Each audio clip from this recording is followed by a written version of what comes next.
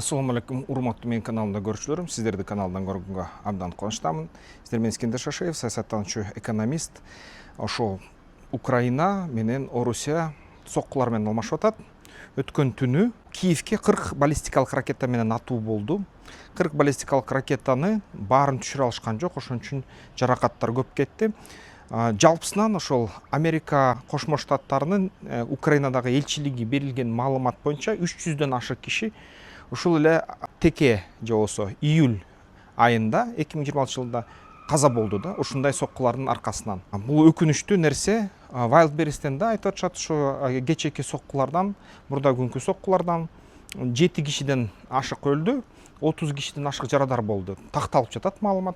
Компенсация берилбейт деп жатат ошол селлерлерге.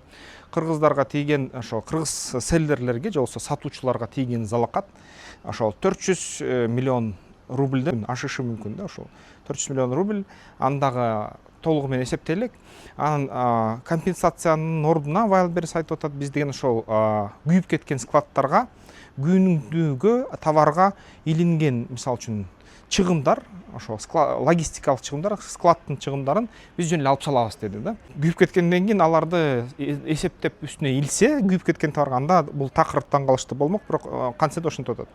Ошо Wildberries'те кээ бир учурда ошондой аскердик кызматтарга колдонуучу аспаптар да сатылыптыр. Анын ичинде FPV дрондор, анын ичинде камуфляж, каска, обвестер, коллиматорлор, оптоволокнолук катушкалар, оптоволокно менен рэпке каршы ушундай дрондорду иштеткенге ушундай нерселер болуптур.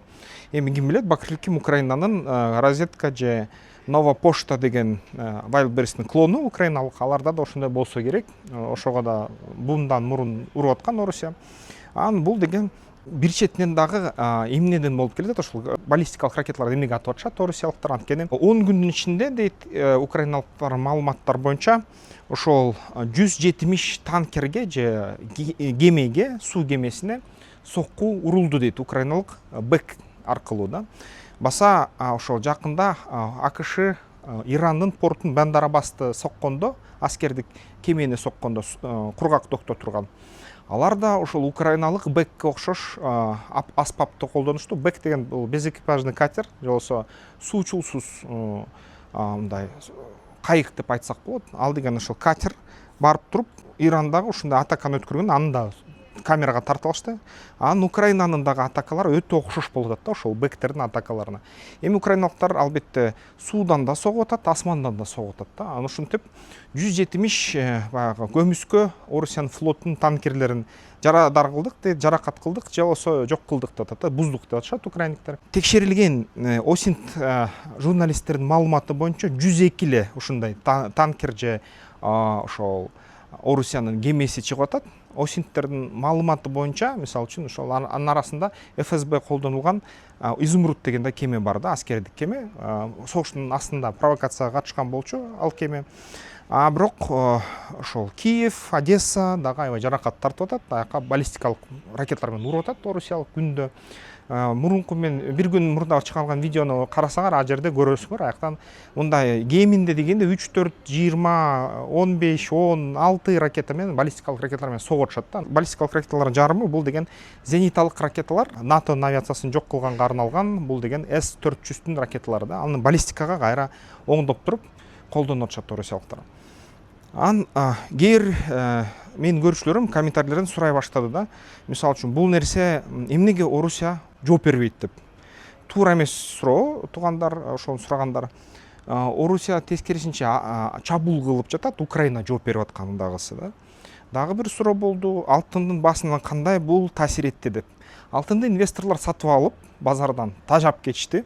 Ошон үчүн кайра сатып атат. Алтындын баасы бүгүнкү күнү акыркы жолу мен караганымда ошол $4010 болуп аткан. Бир трой унциясына да. Трой унциясы ушундай баага түшүп кетти да. Мындай алтын менен иштеп аткандар албетте шортко койгондор дал азыр сатсаңар болот. Мурунураак шортко койгондор азыр акчаны табасыңар да. А эгерде чектесеңер убакыт менен сделканы, анда албетте таппай каласыңар, штраф болот да чоң. жоготуулар болот. Дал ошондой эле нефть боюнча сурап атышат комментарийлер. Нефттин баасына кандай таасир этти деп бул нерсе. Нефттин баасы көбүнчөсү ушул Уралс, Brent алар 76, 82, 83гө чейин чыгып кетти, кайра артка кетти. Бирок бизге нефттин баалары эч кандай мындай таасир этпейт. Анткени мисалы үчүн Орусиядагы НПЗлар эч качан баасын түшүрбөйт да. Бир көтөрсө, экинчи түшүрбөйт. Түшүрсө бул атайын кандай өзгөчө бир абал керек, бирок жөнөкөй мындай күндөрү эч кандай себепсиз мындай мамлекеттер аралык кандайдыр бир себеп болбосо түшүрбөйт да. Ошон үчүн азырынча ошондой бизге эч кандай таасир этпейт. Brent эгерде же болбосо Уралс 76га түшүп кетсе, арзандаса, бизге арзандабайт бензин. 83гө чыгып кетсе, бизге кымбаттайт. Ушундай нерсе болуп жатат да. Анан экспортко Кыргызстанга нефттин кайра эле ошол тыюу сакталууда. Бирок ошо кызыктуу нефть иштетүүчү заводдор Индиядан сурашты Орусия бензинди. Индия канча бир көлөмдү жеткиргенге аракет кылды, бирок кошумча 4 эң чоң ошол нефть кайра иштетүүчү мунай иштетүүчү заводдор индиялыктар айтты, биздин көлөмүбүз жетпейт экен. Ички базарга жетет дейт, сырткы базарга жетпей калышы ыктымал деген маалыматтарды тарата башташты. Анан дагы ушул комментарийлерди карасам да, сурашты ошол согуш качан токтойт деп. Согуш деген кээ бир маалыматтар боюнча ноябрь айы 2027-жылы токтойт. Бирок ага чейин аябай чоң жана өтө драматикалуу өзгөрүштөр болуп кетиши ыктымал. Ушу согуштун ичинде ал нерсе бизге да, биздин мамлекетке түзмө-түз тийиши мүмкүн да. Ошол нерселер болуп кетет. Эми аны бир айтыш кыйын болот. Аны кийин акырындап роликтерден айтып берип турам да. Дагы ушундай негизи кызыктуу маалымат болду. Киевде, Украинада митингдер болду. Элдер согуш болуп аткан маалда каршы чыгып атты. Ракеталар башынан учуп атат, баары бир чыгышты митингдерге. Эми Федоровду калтыргыла дейт да. Федоровду калтырып туруп Сырскийди алып салгыла дейт. Анан Зеленский аны мен элди уктум деп койду. Эми элдин баары дүрбөп атат Украинада.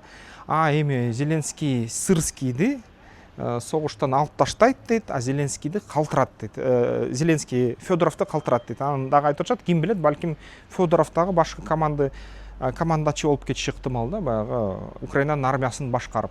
Федоровду баары ошо байланыштырып атат инновация менен, дрондордун революциясы менен.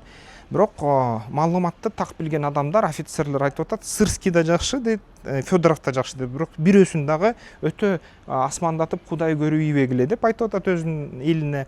Булар деген дейт, жалпысынан алганда алардын колу бир жалгыз адам менен, бир жалгыз адамдын колу менен жеңиш жетилишүүдө эмес дейт. Бул деген жалпы эл иштеп атат. Анын ичинде ошондой таланттуу аябай инженерлер, жаш балдар иштеп атат. Анан ошолордун эмгеги дейт да. Ошолордун эмгеги, булар тигиниси колдонобу, бунусу колдонобу, ким гана колдонбосун, алар баары бир эч кимди карабай өзүнүн ишин жасап атышат дейт. Ошон үчүн өтө кудай кое бербегиле дейт бир кишини. Кантсе да Украинада ошондой экен. Анан эң кызыктуусу Драпаты деген айтып атышат, ошол министр болуп главком болуп кетиши мүмкүн деп, башкаруучу ошо армияны. Анан эң кызыктуусу ошол Драпаты дагы Зеленскийге кирип сүйлөштү, Федоровду калтыр деди. Жана Федоровду кетирет деп атканда орусиялык каналдарда аябай мындай, мисалы үчүн ошол эле телеграм каналдарда айта башташты, ой сонун болот, ушул адамды кетириш керек, андан кийин мажарды кетириш керек деп. Анда Орусия жеңет деп. Эми булар кайра Зеленскийдин реакциясы болуп кетти, ошого болуп кетти. Эми кайра коем дейт. Эми орусиялык каналдарда кайра айтып атышат да. Ол деген кетирсе жакшы болмок. Биздин чоң душманыбыз дейт ушул Федоров жана Бровди дейт да, Роберт Бровди, мажар деген. Ушул эки киши азыр ошо Орусиянын жеңишине чоң жолтоо болуп жатат да. Кээ бир отчеттор боюнча азырынча абал ошондой. Жана жакын арада ошол компенсация Wildberries'тен аны сак деле болот. Эң негизгиси биздин ишкерлерге азыр башка каналдардан күйүүчү майларды алганга караш керек болот. Азыр дагы ошо башка булактардан акча алгандай ойлорду баягы ойлош керек болот. Жана маркетплейстен, мисалы үчүн Орусиядан азыр убактылуу эми ким жашаса, ким жашагысы келсе ошол маркетплейсте Орусияда албетте кала берет. Эми чыдаш керек жоготууларда. Кала бербейин дегендер болсо акырындап Кытайдын маркетплейстерине көңүл буруш керек. Аякта Кызыл ит деген, мисалы үчүн ошол эле Taobao, ошол эле 1688 дегендер чыгып атат. Alipay, Alibaba дегендер чыгып атат да. Ошолордун баарына көңүлдү буруш керек. Алардын ошол маркетплейстерине кирүүгө аракеттерди салыш керек. Азыр шос болуп атканда пайданы алыш керек. Кыргыз селлерлер, кыргыз сатуучулар ошого акырындап кирип, ичине экспансия кылыш керек да. Ошол жерге кирип, товарыбызды сатыш керек, кымбат кылып туруп, аяктан арзан товарды алып туруп, анан башка ошол эле Орусияга, Казакстанга, Өзбекстанга сатыш керек да. Ошол нерсени азыр уюштуруш керек болуп атат. Ошондо биздин мамлекет утат, биздин ишкерлер утат. Негизи ошол Wildberries дагы өзү маркетплейс болбой калган. Анткени маалыматтар боюнча бир кездерде Бакальчук мисалы үчүн урушуп кеткен болчу күйөөсү менен. Ким да, Татьяна Ким күйөөсү менен урушуп кетип Бакальчук менен. Анан компанияны бөлүштүрө башташкан. Компанияны бөлүштүрүп башташканда ошол Wildberries'ти Татьяна Бакальчук, Ким ошол Абрамян деген кишилер менен аларга өткөрүп салган. Алар болсо Сулейман Керимовдун кишилери экен, маалыматтар боюнча. Сулейман Керимов болсо ошол Вайнонун, ошол Владимир Путиндин президент администрациясынын башкаруучусу Вайнонун кишиси экен да. Анан ошентип айтып атышат украиндиктер, мисалы үчүн кээ бир ошо серепчилер. Вайно болсо Путиндин түзмө-түз акчасын тейлейт да. Wildberries толугу менен Путиндики болчу. Ошон үчүн украиналыктар Путиндин Wildberries'ине согуп атат так. Путин ошо ызаланып, толук баллистика, 40 баллистика, мурун азаздан атчы, бирок бул жолу 40 баллистикадан ат деген буйрук берип атат деп атышат да. Ошон үчүн мындай катуу тийбеген окшойт. Жеке акчасына, жеке бизнесине украиналыктар тийген окшойт да. Ошон үчүн бул толугу менен саясий бизнес болуп кеткен дейт. Анын күйөөсү барып Рамзан Кадыровго жалданып, Рамзан Кадыров Керимов менен согуш ачам деп, Wildberries'ти кайра тартып алам деп ушундай нерселер болуп аткан. Анан кийин кайра ошо президенттин түз буйругу менен кайра достошуп, кайра брат деп Сулейман Керимовду Бакальчук ошол 1% менен калып калган да. Ушундай болуп калып атат. Ошол Wildberries. Демек, бүгүнкү күнү айтып атышат, Wildberries бүгүнкү күнү жалпы бир гана ошол ишкерлик эмес, кадимкидей мамлекеттик бизнес болуп калган. Биринчиден, экинчиден ошол аскердик логистикага баш оту менен кирип кеткен деп айтып жатышат да. Демек, эгерде Wildberries'те калсаңар, мынакей мисалы үчүн кечээ ошол Электросталь менен Котовскийди өрттөдү мурда күнү. Кечээ болсо Подольскийди өрттөдү. Эми дагы Wildberries'тин бир нече складтар бар. Подольский албетте чоң жапа чеккен жок. Айка 400 эле дрондой атты, бирок максаттарына жеткен жок окшойт. Иштеп атышат, туугандары жазып атышат, иштеп атабыз деп. Калган дагы ошол складтарга сокку болот экен эми. Ошол эсептөөлөрдүн эсебинен. Ошон үчүн эгерде силер ошол жерден товарларыңарды катсаңар, иштесеңер, ойлонгула туугандар, албетте бул деген чоң тобокелдик. Азыр согуш кезинде товарларыңарды жоготосуңар да, мисалы үчүн кыргыз селлерлерге айтсам. Ошондой жалпысынан Кытай жана Европа маркетплейстерине көчүш керек болуп атат. Алардын эрежелерин жатташ керек болуп атат. Оңой эмес, өтө татаал. Ошол оңойлугун сураш керек болуп атат, талапка коюш керек болот. Шосту пайдаланып, мисалы үчүн, ушундай иш аракеттер жасаш керек да. Сиздер менен Искендер Шашиев болду, саясаттануучу экономист. Ошондой бизнес планыңар болсо, Кытай базары менен иштейбизби, Европа базары менен иштейбизби, тобокелдиктерди баягы азайтабызбы? Анткени Украина менен Орусия азырынча согушуп атат. Орусия менен иштейбиз, тынчтык келгенде.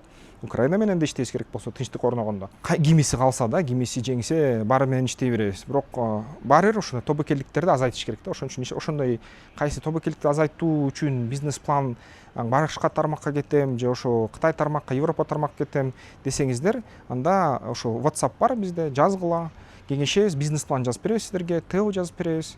Ошол менен сиздер ишкерлигиңизди анан буруп тобокелдиктердин арылта аласыңар. Аны менен кредит алса болот, инвестиция да алса болот да. Ошол сиздер менен Искендер Шашиев болду, саясаттануучу экономист. Эмки видеолордон көрүшкөнчө.